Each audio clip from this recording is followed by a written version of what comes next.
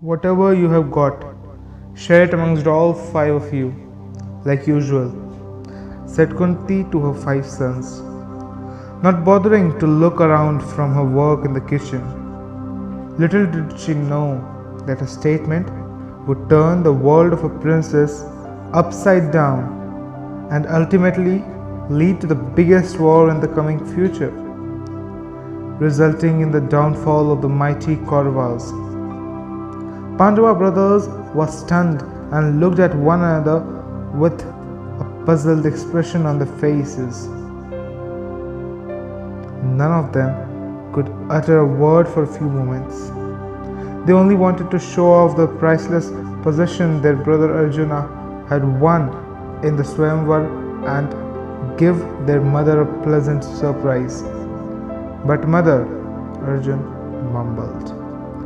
Kunti sensed the hesitation in Arjun's voice and turned around only to find the beautiful and shy Draupadi, with a confused look on a face next to him in a bridal attire.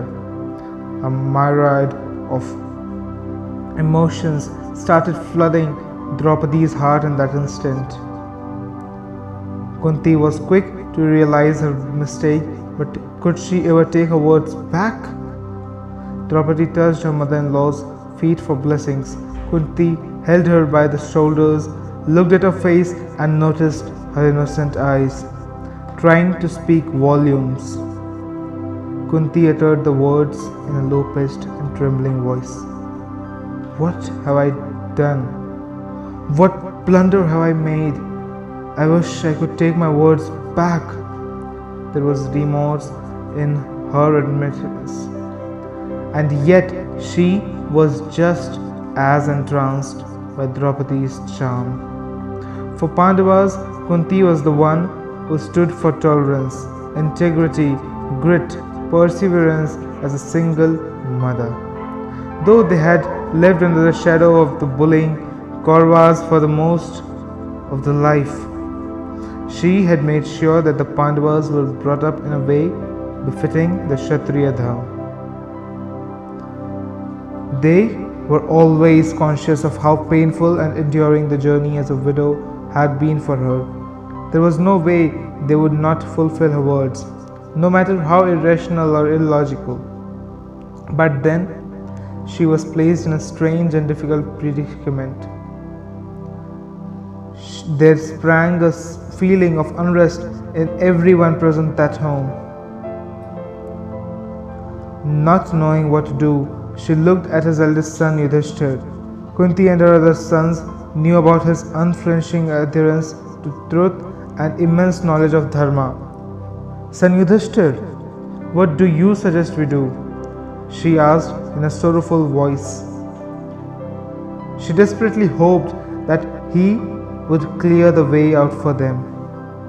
Meanwhile, Draupadi was looking at each of the Pandavas. She noticed that they were also secretly watching her with desire. Yudhishthir saw this, thought for a while and suggested, Dear mother, let us rest for this night. All of us are exhausted now. We can talk about this tomorrow morning. As he did not want to make a decision in haste. As the night passed by, everyone fell asleep except for the new face in that home. She had been a princess all her life, and she was not used to sleeping on the floor, let alone sleeping on a mud floor. She had never seen dust in her life. From sleeping in a cozy room that would accommodate 100 elephants and air perfumed with aromas to sharing a tiny space with 5 men at once. The unexpected transition was disturbing for her. But that seemed trivial compared to the major obstacle in front of her. She started rewinding the events a few hours earlier which had led her to that situation. A few hours ago, it was Draupadi's Swayamvar, magnificently dressed and decorated with splendid ornaments. She looked like beauty personified in the form of a woman. On the contrary, Pandavas were disguised as poor Brahmins, covering their bodies in ashes, clothed in deerskin, with their faces sporting heavy and untidy beards, the long, unkempt hair matted in a bun. All the renowned princes from surrounding kingdoms had gone there to try their luck in the Swayamvar. As she walked into the hall, the frenzied crowd fell mute as if she had cast a magic spell on them with her eyes. She could notice those men staring at her as an object put for an exhibition in public. She was mature enough as a woman to understand the intention behind those stares.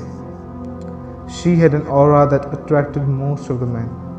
But little did those men know that she was looking for someone who would fall in love with her soul before her looks claimed the credit. The only hurdle between the princess and her was the golden fish, which was revolving on the top of the pole. The catch was to hit the fish's eye indirectly by seeing its reflection in the water. Even the bow had to be employed was so heavy that only a handful could lift it. King Drupad, the father of Draupadi, who had always been fond of Pandavas and especially Arjun, wanted him to be his son-in-law. But the news that the Pandavas, along with their mother Kunti, being burnt alive in a fire mishap a few days ago had disturbed him. Drupad and Draupadi never believed those brave souls faced death in such an unfortunate way. Also, the rumor that the Pandavas, along with their mother, had escaped from the fire accident and were living in secrecy comforted them to an extent. They expected that Pandava brothers would be present at Swayamvar to at least witness it, if not to participate in it, if they would come to know of it. Hence Drupad made sure that the news reached every corner of the kingdoms around. But he set the challenge in such a tricky way that only Arjun could chase it and marry Draupadi. Looking at such a huge number of kings who were entranced by her beauty and ready to pick up arms against each other to stake claim on her body, she wondered if she was in the assembly hall or a battleground. She instantly remembered the lines of her father. Drupad always used to tell her, "You are born to destroy the Kaurava clan." She felt worried if that was the moment she was destined to take part in. She desperately hoped that Arjun would come out of nowhere to finish the challenge and make her his wife. In hindsight, that setup can be interpreted as a stage where the foundation stone to Kurukshetra was laid. But then she felt a pleasant stare at her back. Lord Krishna it was, standing away a few feet from her. His soothing smile relaxed her a bit. Why is Krishna not taking part in the contest? Did he voluntarily opt himself out because he is not a Kshatriya? Or is it because he is already married to multiple women? She thought to herself and smiled back at him. The challenge was announced to all the princes. Every time an arrow was shot by the contestant, she halted her breath and felt her heart stop. Her hands would tremble as the arrows traveled from the ground to the target in the sky, and with the arrow missing the mark, she would feel alive again. Her eyes looked at very prince, who tried to lift the bow, but her heart always sought another face in the crowd. None of them could tackle the challenge, including the mighty Duryodhan, the eldest of the Kauravas. To defend the honor of Hastinapur, the kingdom of the Kauravas, Duryodhan requested his close friend Karna to take part in the contest. Karna had obliged. When it came to archery prowess, Karna was the only one who could match Arjun. Draupadi also was aware of his archery skills, and she was anxious about Karna entering the stage. Draupad, Drupad was alarmed, fretting that Karna would succeed and claim Draupadi as his possession. Acknowledging Karna's magnificent skills in archery, there was a jubilation and huge applause in the hall. Karna smiled at Draupadi, brimming with confidence and aggression on his face, saying, "You are going to be mine." As Karna walked towards the bow, a hush fell over the arena. The crowd wanted to witness him hitting the target without missing a moment.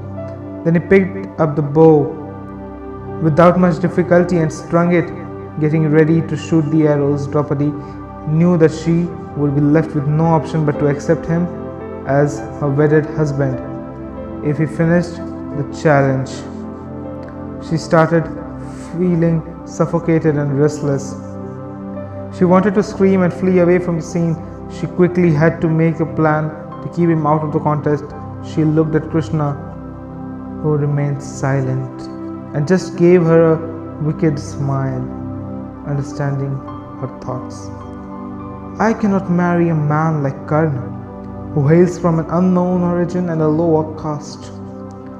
She stood up from her seat and declared firmly in front of everyone. There was stunning silence all around the hall, and Karna felt numb because of the insult. He gave a bitter smile which looked more like he was laughing at his fate. But only Krishna could identify that Karna's focus was already being shaken by then. He believed Karna would no way hit the target and convinced Draupadi to let him take part in the contest. The same bow which he had lifted with ease a few moments earlier started feeling heavy now. His hands were shivering, his posture was displeased. He missed his shots one after the another, and murmurs hummed in the crowd. But he could hear his heart beating with untold hatred towards Draupadi. He was indignant at being the object of unfair treatment based on his caste, but he did not feel the need to expose it then. He had no option but to drag himself to his seat beside Duryodhan. He was consoled by Draupadi with a hand on his shoulder. Draupadi relaxed as if her life had been spared. Krishna looked happy as everything had gone according to his plan. Karna is the best archer on the earth. How can he miss the target? If he can't shoot the fish, no one else can do that. What type of impossible task Drupad has set here? He means to ridicule all of us with his stupidity. These were the thoughts running in everyone's heads, but only Karna knew the reason he failed. Draupadi's words might have surely humiliated Karna, but one should not quickly jump to conclusions about her character just based on this incident. What's a bigger motive than her love for change in a woman's nature? What's a more significant catalyst than ambition for a change in man's demeanor? A woman's love for someone might push her to do something which is not a part of her inherent self. As they say, everything is fair in love and war. It was her love for Arjun that blindfolded her heart and mind at that instant. She was not even sure if Arjun would come back alive. As a woman, she might have lost the person she loved the most, but her love for him was still intact. She hoped he would come back. After all, hope is a drug.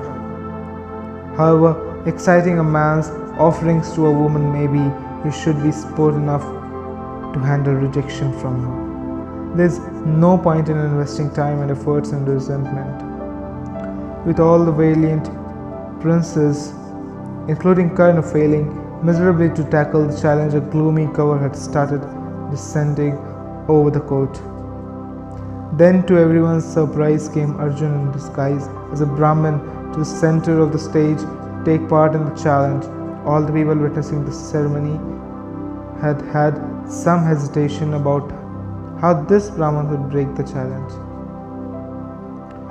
Most of them were ridiculing him for even daring to attempt the challenge, only to be spellbound seeing Arjun rise to the occasion with great archery skills in a matter of seconds. All the eyes were focused on him, with the mouths wide open, as he strung the bow with precision and shot 5 arrows back to back without a pause, aimed at the target. The golden fish fell over and crashed onto the ground. A shower of flowers rained on his head. In no time, the court resounded with loud applause from every corner. Draupadi picked up the ritual garland of white flowers and walked towards Arjun, who was in disguise. She draped the garland around his neck and caught his hand. This effort by Arjun left the Kshatriya princes also stunned. But it did not take much time for the astonishment to take the form of an uproar among some of the humiliated Kshatriya princes, majorly Duryodhana. They started protesting about how a Kshatriya woman could be married to a Brahmin, and they lunged forward to harm him. Duryodhana, with a blazing look on his face, strode towards Arjun, but then Karna warned him against killing a Brahmin. He said, "We cannot harm a Brahmin. It is Drupad and his daughter who have insulted us." He deliberately take up a task no Kshatriya could tackle. In that case, Draupadi should be thrown into the fire, and there is no way this Brahmin should marry a Kshatriya woman like Draupadi. To the dismay of Duryodhana and Karna, one of the kings from Kaurava clan named Vikarna stood in support of Pandavas. "What are you saying, Karna? You forgot things so quickly. I did not expect you to say such words," he questioned Karna. "What is your point? I did not get you," Karna snapped at him. "When you were denied a chance to showcase your skills at the exhibition in Hastinapur based on your caste, I was the one who stood by you. I convinced the Kuru elders to assess you based on your archery skills and not caste. That was when our brother Duryodhana made you the king of Anga kingdom, and hence you are present here at the Swayamvar today, along with the Kshatriya princes. It was your skill and not caste that made you what you are today. How can you forget that? How can you defy your own belief, saying that this Brahmin cannot marry Draupadi even after he has successfully finished the challenge?" Vikarna's words made Karna take a step back. Duryodhana and the other princes rushed forward to attack Drupad and Draupadi. Arjun came forward to shield the king, and the other Pandavas also joined him. Vikarna was also fighting on the side of Pandavas to control the situation. While Bhim was handling Duryodhana and the other princes, Arjun and Karna were fiercely fighting with each other. Karna was enthusiastic about challenging the Brahmin who had won the contest, but there was no malice in his heart. He was loaded with mixed feelings. He wanted to take revenge for Draupadi's vicious taunt by defeating the Brahmin off the contest. Simultaneously, he felt a strange affection for that poor Brahmin who rose above all the odds to beat down all the Kshatriya princes. Witnessing the scenes of Karna fighting ferociously with Arjun made Draupadi think, "I know I made a mockery of Karna and his skills based on his caste. It was my fault. But are my words going to cause such devastation today?" Looking at the Brahmin brothers fighting valiantly with the agitated princes, Duryodhana and Karna felt that those Brahmins were no ordinary warriors. A suspicion sprang in Duryodhana's head. The uncanny familiarity of them and the striking resemblance of the physique to Pandavas made him wonder if those Brahmins were indeed Pandavas in disguise. That thought itself made him anxious. But then he believed that the Pandavas had died in the fire accident conspired by him, and there was no way they could have escaped that mishap. But there was one more person who had the same doubt as Duryodhana. But he was only elated at that thought. It was Drupad. Failing to confront the Brahmas, Duryodhan insisted on finding their origin and where they hailed from. Krishna had fun for a while watching the chaos around, while Draupadi started shedding tears before the scenes got any uglier. He interfered and requested everyone to calm down. He said, "This Brahmin youth has finished the challenge lawfully, while none of you could do that. You should accept your defeat gracefully and let them go." They listened to his advice and left. All the Brahmins rejoiced, singing praises for the young hero. Drupad was excited but was not sure the young Brahmin was Arjun.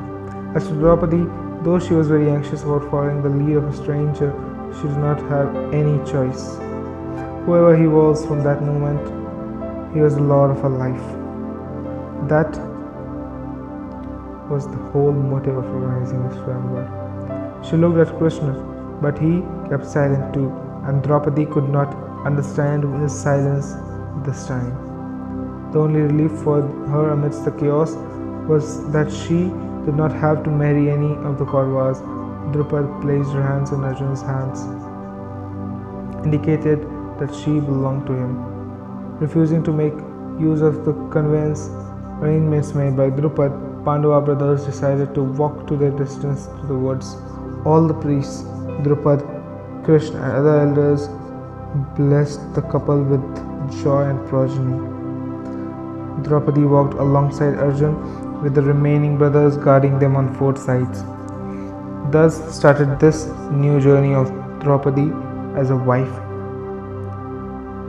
a role that was going to change her life altogether. After walking in the forest for some time, Arjun deliberately slowed down so that he could walk a couple of steps behind Draupadi. He thanked the fresh breeze for allowing him to savor the glimpses of a chubby midriff beneath the sari every now and then. The part of her body where there was no intersection of the blouse and sari awoke excitement in him. Because of the chaotic events that unfolded after him winning the Swayamvar, Arjun could not get a chance to admire Draupadi's beauty from close distance. But now the flames of desire from her encircled him so mighty that in a moment he involuntarily moved closer to her and squeezed her hand tight. "I heard that she is born out of sacrificial fire. I am sure the god must have taken ample time to manufacture such an enchanting woman, more than the time she must have spent on draping herself in the sari. Can a beauty like this even belong to this world?" he thought to himself. They reached the hermitage where their mother Kunti was waiting for them, and he noticed that it had already started drizzling by then. He felt as if the evening sky had transformed itself into the form of raindrops to admire her beauty and welcome her to the family of Pandavas. Even nature could not resist itself from praising her. He guessed, and a smile flashed across his face.